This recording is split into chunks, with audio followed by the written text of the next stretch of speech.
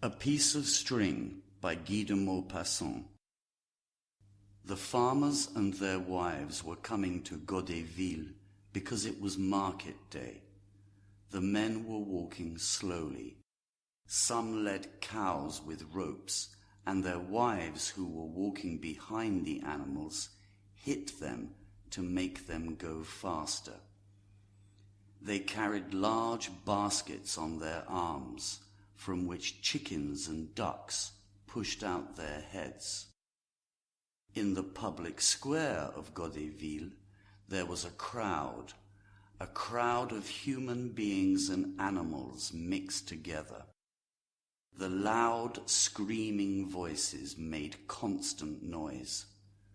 Sometimes you heard a farmer's loud laugh or the noise of a cow tied to the wall of a house.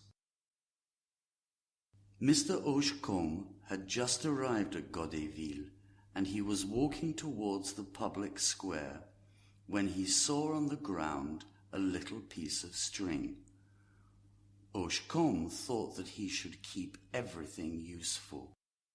He took the bit of thin string from the ground and began to straighten it out carefully, when he noticed Mr. Malandin in front of his door, looking at him. The two men did not like each other. Hochecombe was ashamed that his enemy saw him picking a bit of string out of the dirt.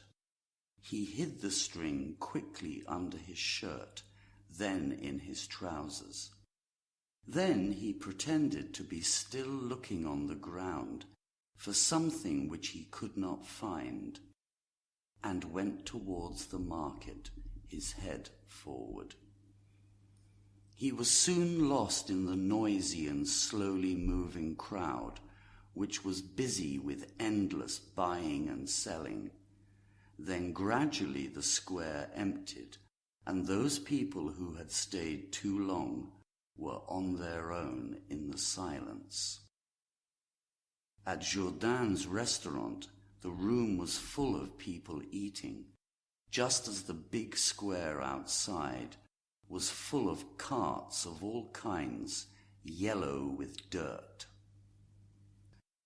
Just opposite the diners was the huge fireplace, filled with bright flames and turning chickens and legs of lamb. Everyone talked about their business, their purchases and sales. They discussed the crops.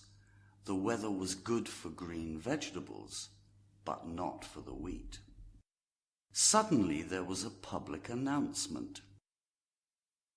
This morning on the road to Benzeville, between 9 and 10 o'clock, a black wallet with 500 francs and some business papers was lost. The finder is asked to return the wallet quickly to the mayor's office or to Mr. Fortune Uldrech. There will be 20 francs reward. Then they began to talk of this event, discussing the chances that Mr. Ulbrech had of finding or not finding his wallet. And the meal ended. They finished their coffee when the chief of police appeared in the doorway. He asked, "Is Mr. Hochecombe here?" Mr. Hochecombe, who was sitting at the other end of the table, replied, "Here I am." And the officer continued, "Mr. Hochecombe, please come with me to the mayor's office. The mayor would like to talk to you." The mayor was waiting for him, sitting on an armchair. "Mr. Hochecombe," he said, "you were seen this morning to pick up on the road to Benzeville the wallet lost by Mr. Ulbrech." Hochecombe, surprised, looked at the mayor, already terrified by this suspicion. Me pick up the wallet? Yes, you. I never heard of it. But you were seen. I was seen? Me? Who says he saw me? Mr. Malandin. The old man remembered, understood, and turned red with anger.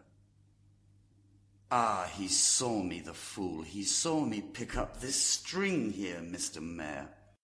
And looking in his pocket, he pulled out the little piece of string.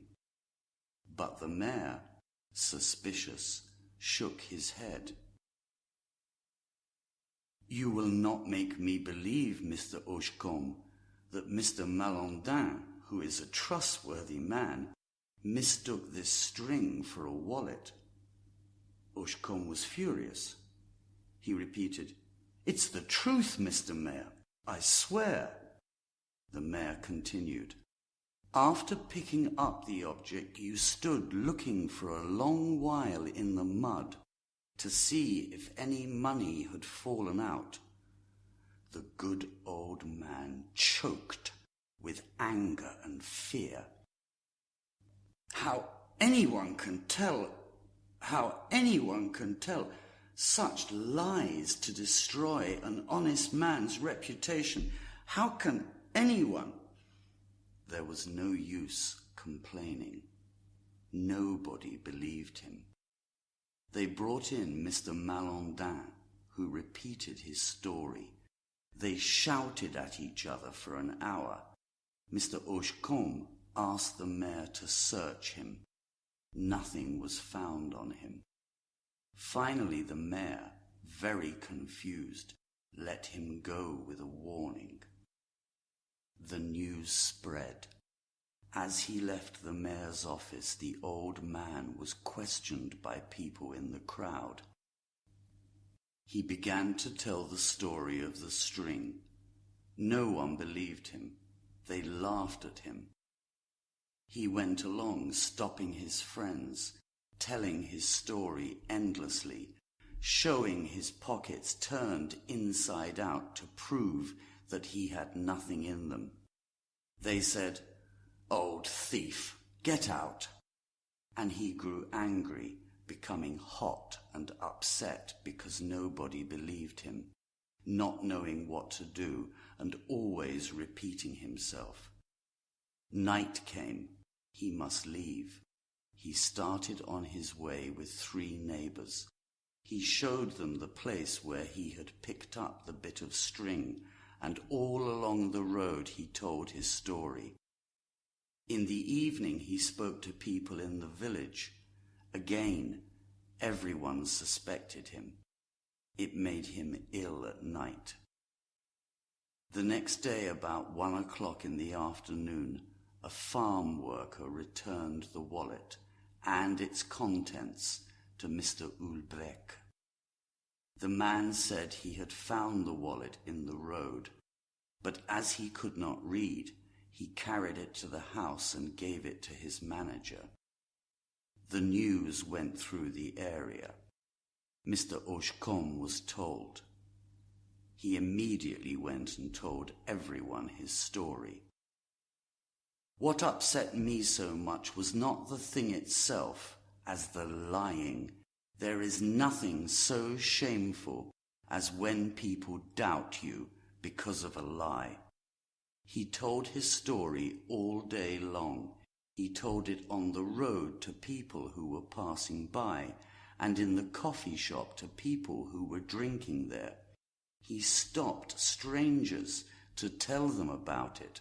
He was calm now, and yet something worried him, without his knowing what it was. People did not seem convinced. He seemed to feel that people were saying things behind his back. On Tuesday of the next week, he went to the market at Godeville because he wanted to tell people his story. Malandin, standing at his door, began to laugh. Why? He approached a farmer who did not let him finish, and giving him a punch in the stomach, said to his face, "You thief!" Then he turned his back on him. Mr. Hochecombe was confused. Why was he called a thief? When he was seated at the table in Jourdain's restaurant, he carried on explaining the story. Another farmer called to him, "Come, come, that's an old trick. I know all about your piece of string." Oshkom said, "But the wallet was found." But the other man replied, "Shut up. Anyway, you are mixed up with it." The farmer stood choking. He understood. They accused him of getting a friend to return the wallet. He tried to protest. Everyone at the table began to laugh. He could not finish his dinner and went away with everyone shouting at him. He went home ashamed and annoyed. People knew that he was a clever man, so it was impossible to prove his innocence, and he was made very sad by the injustice of the suspicion. Then he began to tell the adventures again, making his story longer every day, adding new reasons each time, which he prepared when he was alone.